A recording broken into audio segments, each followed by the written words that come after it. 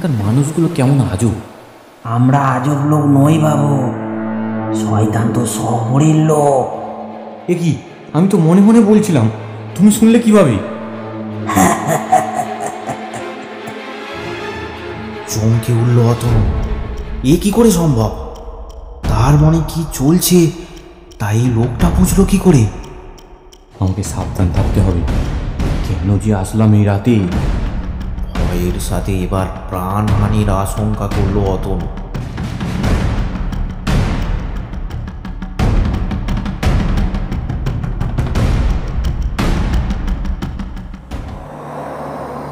হঠাৎ এক দমকা হাওয়াতে অতনুর সামনে থাকা লণ্ঠনটি নিভে গেল।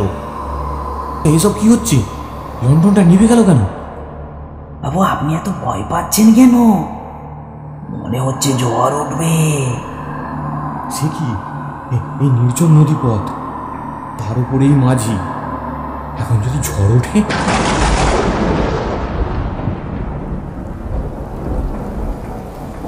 তাই হলো। সাথে সাথেই শুরু হলো প্রচণ্ড ঝড়, তার সাথে প্রবল বৃষ্টি। বাবু এই অবস্থায় নৌকায় যাওয়া যাবে না, কোনো এক ঘাটে নৌকা বাঁধতে হবে। তার মানে কি বলছো এসব? হ্যাঁ বাবু, ঝড় বৃষ্টি না কমলে নদী দিয়ে যাওয়া যাবে না।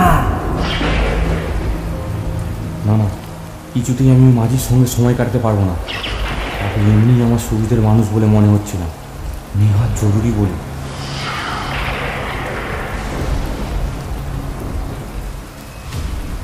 এ কি, মাঝি কোথায় গেল? চমকে উঠল অতনু। ভয়ে তার হৃৎপিণ্ডের গতি যেন বন্ধ হয়ে গেল। তবে কি আমি যা ভেবেছিলাম সেটাই ঠিক? এদিক ওদিক তাকাতে তাকাতে পেছনে ফিরে অতনু দেখতে পায় একটা ছায়া। এ কি, ছায়াটা কার? তারপরই অতনু দেখতে পায় মাঝি দাঁড়িয়ে, হাতে তার লণ্ঠন। এ কি, মাঝি তুমি তো নৌকায় ছিলে না? হ্যাঁ বাবু, আমি এই লণ্ঠনটি জ্বালাতে গিয়েছিলাম। কিন্তু কখন? বাবু বাবু আপনি অযথাই ভয় পাচ্ছেন। বৃষ্টি তো প্রায় কমেই এসেছে বাবু, তবে এবার যাওয়া যাক। হ্যাঁ, যত তাড়াতাড়ি সম্ভব চলো। এত তাড়া কিসের বাবু? যত তাড়াতাড়ি এই নৌকা থেকে নামতে পারবো ততই আমার মঙ্গল। মাঝি নৌকায় এসে বসল। নৌকা আবার চলতে শুরু করেছে।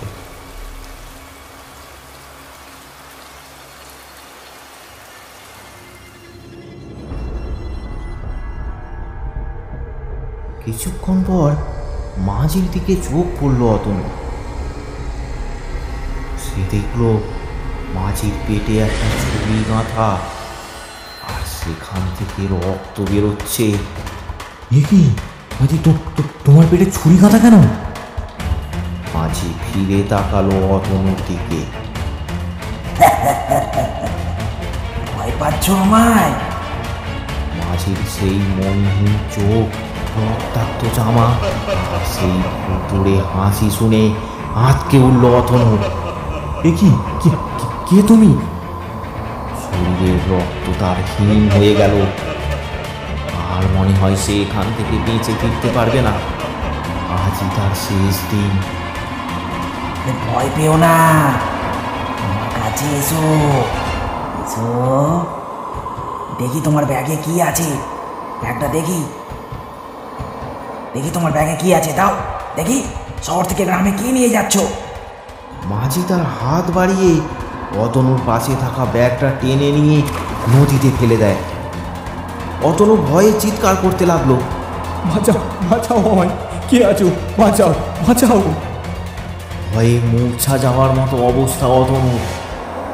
আজ এই ছুরি দিয়েই তোকে মারবো। আমার নৌকায় ওঠার ফল তোকে ভোগ করতেই হবে। তারপর শুরু হলো ধস্তাধস্তি। মাঝি ছুরিটা মুচিয়ে অতনুর দিকে তাক করেছে, আর অতনু শক্ত করে ধরে আছে মাঝির হাতটা।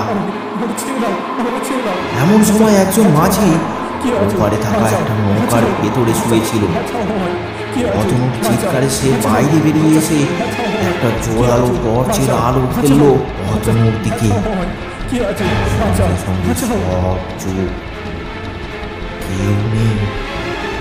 হাওয়ায় মিলিয়ে গেল লোকটা। অতনু জ্ঞান হারালো।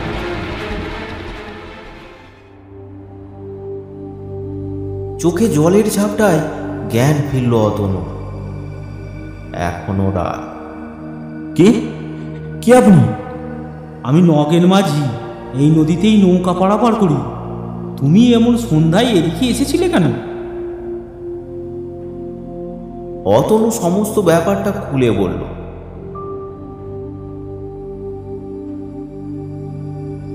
সব শুনে লোকটি বলল, ও বুঝেছি, তুমি কার পাল্লায় পড়েছিলে।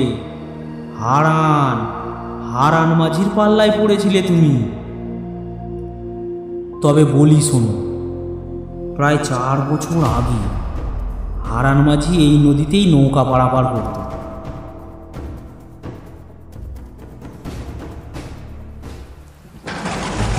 বৃষ্টির রাত। রাতে নৌকায় বসে আছে হারান মাঝি।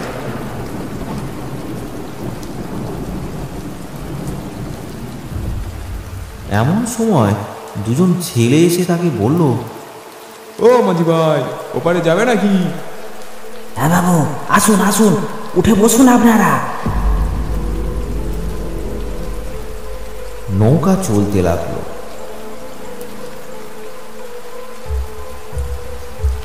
প্রায় মাঝ নদীতে এসে হারান মাঝির ছেলে দুটো কিছু কথা শুনতে পায়। বুঝলি, এই ব্যাগটা ওপারে গিয়ে ফেলে দিতে হবে। কথাটা শুনে সন্দেহ হয় হারানের। তাদের জিজ্ঞেস করে, আপনাদের এই বড় ব্যাগে কি আছে বাবু? কি আবার থাকবে? ব্যাগে কিছু নেই, কিছু নেই, তুমি চলো। মাঝি লক্ষ্য করে ছেলে দুটোর গলা কেমন যেন শুকিয়ে গেছে। না বাবু, আপনাদের ব্যাগে কি আছে তা না দেখে আমি আপনাদের ওপারে নিয়ে যেতে পারবো না। আমার কেমন যেন সন্দেহ বাড়ছে। তারপর ছেলে দুটো ভয় পেয়ে যায়। তারা ব্যাগটা তাদের আরো কাছে টেনে নেয়। কিছু নেই, কিছু নেই, হাত দেবে না একদম ব্যাগে। জেদ চেপে গেল হারানের। ব্যাগে কি আছে তাকে দেখতেই হবে। দেখি ব্যাগটা, দেখি দেখি। ছাড়ো ছাড়ো ছাড়ো বলছি, ছাড়ো। শুরু হয় ধস্তাধস্তি। হারান মাঝি দুর্বল ছিল না। ছেলে দুটোকে সরিয়ে সে ব্যাগটা খুলে ফেলে। তারপর দেখি, এ কি? হ্যাঁ, এতে একটা মরা লাশ। হ্যাঁ, ব্যাগের মধ্যে রয়েছে একটা মেয়ের মৃতদেহ। দেখে ভয় পেয়ে যায় হারান। তার সারা গা যেন ঠান্ডা হয়ে যায়। হঠাৎ পেছন থেকে ছুরি দিয়ে আঘাত করে ছেলে দুটো। যন্ত্রণায় চিৎকার করতে থাকে হারান মাঝি, কিন্তু কেউ শুনতে পায় না হারান মাঝির চিৎকার। যন্ত্রণায় কাতরাতে কাতরাতে মারা যায় হারান মাঝি। সেই থেকে এই সব চলছে। রাতে কেউ যদি ব্যাগ নিয়ে নৌকা পারাপার করতে আসে, সে ওই নৌকায় উঠে পড়ে ভুল করে, তাহলে তাকে হারান মাঝি মেরে ফেলে। এই রকম প্রায় শোনা যায়। ও, তোমার ভাগ্য ভালো আমি এখানে ছিলাম, তাই আজ তুমি প্রাণে বেঁচে গেলে। তোমাকে অসংখ্য ধন্যবাদ, তুমি আমার আজকে প্রাণ বাঁচালে। আচ্ছা আচ্ছা মাঝি ভাই, দয়া করে আমায় এখন পিসির বাড়ি পৌঁছে দাও। হ্যাঁ, কেন যাব না, চলো তোমাকে পৌঁছে দিই।